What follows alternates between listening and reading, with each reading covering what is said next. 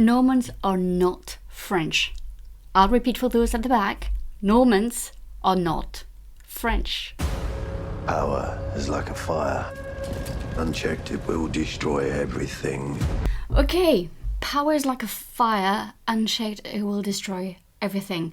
I like that first line. It really sets everything that we know about the period and how hard it was to actually not just get to power, but to maintain it. Here it's a story really of, of conquest. But there's so much more to know about William the Conqueror or Harold. So in this video, I will review and react to this trailer. But more importantly, I will tell you the real history. Who were these two men?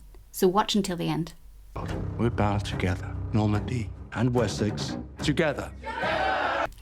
Okay, Normandy and Wessex together. So here we are discussing if they met in real life, and it's something that I will discuss in the part of my video where I discuss really the history behind this epic new TV show made by BBC. Maybe you and I are better than all of them. The devil is coming. I cannot let William even think that he can take the crown. You have amazing shots here because it is true that William the Conqueror, the invasion that William the Conqueror did, was kind of epic for the time. And I love that shot, that scene where you see all these ships and this navy ready to invade England. In the chronicles that we have of the time, it really felt like a real invasion. And here having that to give a bit more context to what happened and, like trying to imagine what it must have felt like if you were seeing, these ships approaching your lands. I do like it. I do like the effort here. You with me or against me? England will not accept him. Harold's claim to the throne is a lie. Power isn't given. Power is taken. A brilliant line.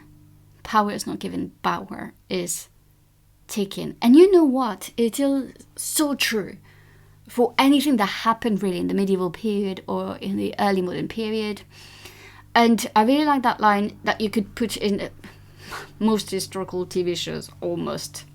I am the true king of England. Are you with me? We could have had peace. Today we take victory. Where's the victory? The whole world burns to achieve it. Where is the victory if the whole world burns to achieve it? What a beautiful line. I know this is obviously just a trailer, but there are a few lines that are quite powerful in that trailer. You can see that BBC is really trying to explain to you the context and how hard it was to rule, to conquer lands, but to maintain power and to achieve what? This idea that you're just gonna kill your army just to maintain power, the instability of the time here. And I wonder if they will actually dive into that, like show us a bit more how complex truly it was here for the period and for Harold and William the Conqueror.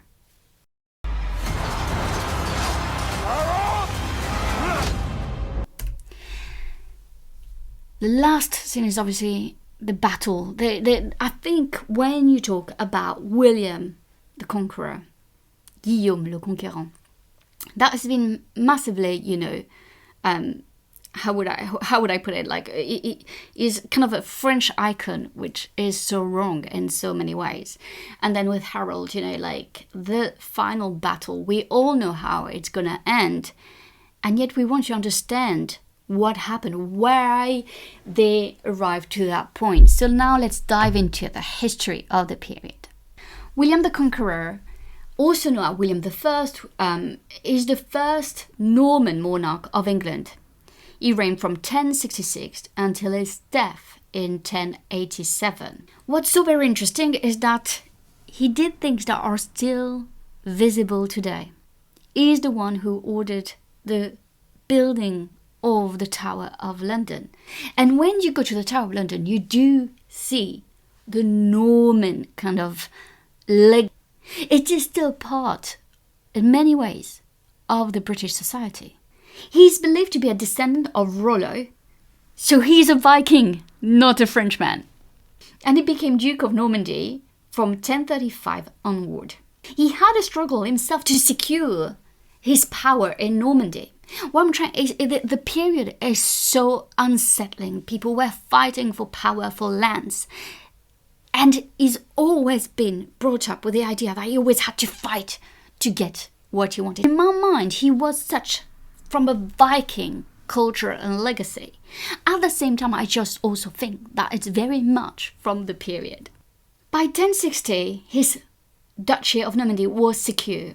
And he's best known for obviously his role in the Battle of Hastings, the last bit that we saw in the trailer where Harold and William were fighting one another. In 1066, following the death of Edward the Confessor, William invaded England, leading an army of Normans for victory over the Anglo-Saxon force of Harold Godwinson at the Battle of Hastings. But the Norman conquest was more complex. Obviously, there were going to be English rebels, and he crushed them.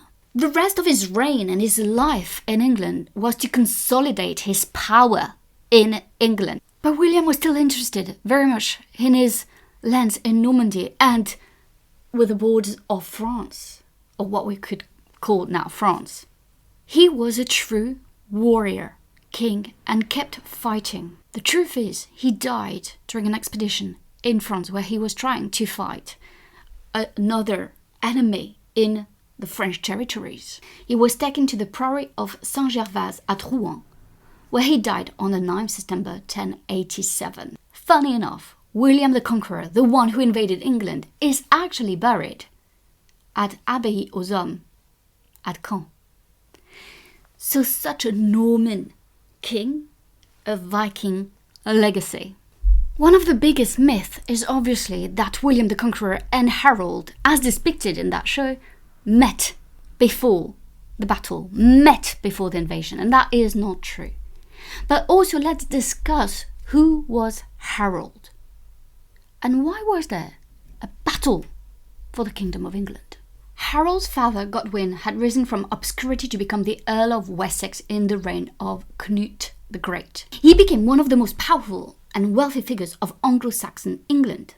Godwin was sent into exile by King Edward the Confessor in 1051, but returned 2 years later with the support of the navy.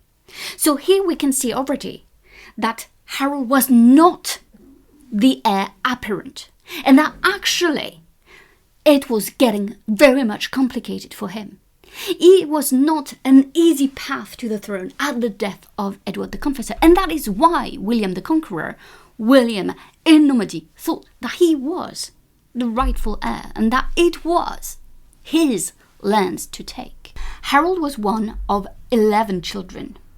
His sister Edith married King Edward the Confessor, and that is where he thought that maybe he could take power. The instability here of the time is so important to understand to truly get what's going on in that show, but also what actually happened at that time. Harold became an Earl of East Anglia in 1045 and then succeeded his father as Earl of Wessex in 1053. And he added more and more territory to the point where he saw himself being King of England. Being an Earl was not enough for Harold. There is a myth or a story that actually Harold was shipwrecked in Normandy in 1064. And here William would later say that Harold had made a promise to recognize William as King of England at the death of Edward the Confessor. This source is very hard to believe. I think we have to realize that sometimes the sources that are about 1,000 years old can be really hard to look at. It doesn't mean that we have to dismiss them, but it means that we have to be very careful. Why would Harold, who's so ambitious, so ambitious, would agree that William would become King of England? Well, it's very clear that he was getting more and more lands in England. It's very clear that Harold was extremely ambitious, if not as ambitious as William. At the death of Edward the Confessor, Harold was chosen by an assembly of nobility and clergy to be the next king of England. And that can be very much disputed, because at the time, who are these nobles? Who are these clergy? Importantly, William the Conqueror claimed that the Pope was supporting his invasion to England. So he felt like he had more claims because the Pope was actually behind him. Interestingly enough, Harold was actually crowned in Westminster Abbey just before, or not exactly before, but sometime before losing against William the Conqueror at the Battle of Hastings. I really think that BBC King and Conqueror shows some promises on how they're going to explain such a difficult time. A time where rivalries, ambition, conquest is at the heart of any nobleman. They all wanted to make a name for themselves and to have a legacy. The truth is, this is such a turning point in English history. It ends an Anglo-Saxon's rule for so long, 800 years of Anglo-Saxon rules, and then we start with the Norman.